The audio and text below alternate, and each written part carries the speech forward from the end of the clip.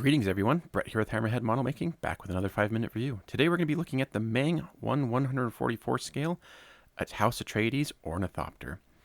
But this one feels a little small. I think I'd like to see if I can make this a little bigger. Actually, we're going to be reviewing the 1/72nd scale House Atreides Ornithopter. Now, I've seen the first Dune movie. I haven't seen the second one yet. And I love the design of the Ornithopter. I think it's a fantastically industrial looking design, but I didn't necessarily have any desire for a kit. And I heard that the 144 scale kit was coming out, and I was like, okay, that's kind of cool. That's a little small, but that's fine. And then I heard the announcement of the 72nd scale kit, and that one kind of piqued my interest. Looking at the kit, this thing looks absolutely fantastic. It just in terms of the detail and the quality of the molding, it's very crisp, zero flash anywhere. And some interesting design choices in this, or I should say engineering choices in this. Here you can see the first sprue we were looking at is the main fuselage. Here is the cockpit area. Now this is all one solid piece, and I'm racking my brain trying to figure out how this was molded. It's extremely impressive.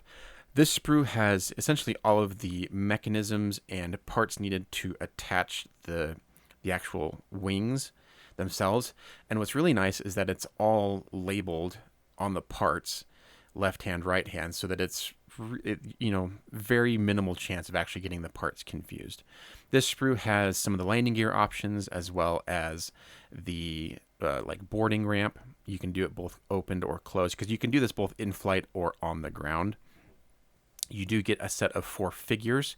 Now I don't know enough about the figures to tell you which ones are which, but they all appear different. Here is the cockpit floor. This sprue has more landing gear parts as well as cockpit parts, and just slightly more more detailed parts as well. So you do get the option of doing this in flight or on the ground. So you can do 2 different options for the landing gear, the boarding ramp, and you can have the wings extended or the wings in the back folded position.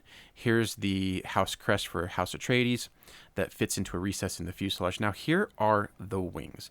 And originally when I thought okay, 172, that's kind of cool, but still 172 is not very big. And then I actually looked at these wings, and just for the sake of argument here, they're almost 13, they're a little over 13 inches long. And so I was kind of doing the math in my head.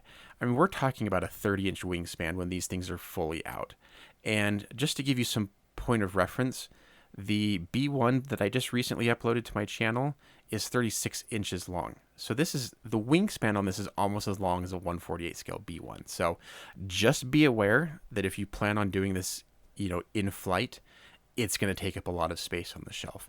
Clear parts are absolutely flawless. They are so good looking. And Meng has double wrapped them to protect them, so that's nice.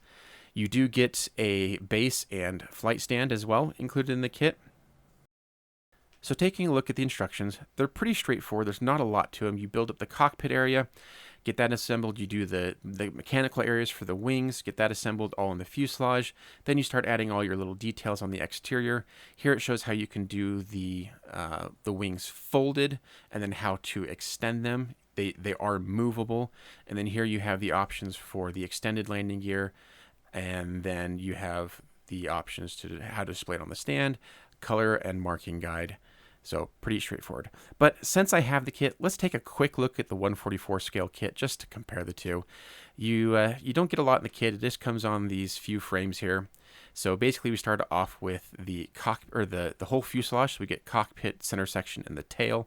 Then you get 2 frames that have the wings on them, and then finally landing gear and detail bits and a little stand.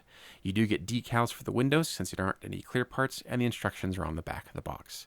So it's a nice little kit. It is very small, but it feels detailed enough that it would look pretty decent when done.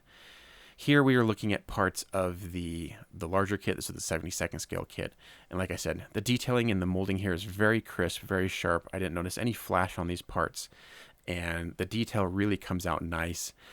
I don't necessarily have a lot to compare it to from the movie, but I assume it's pretty faithful to the movie.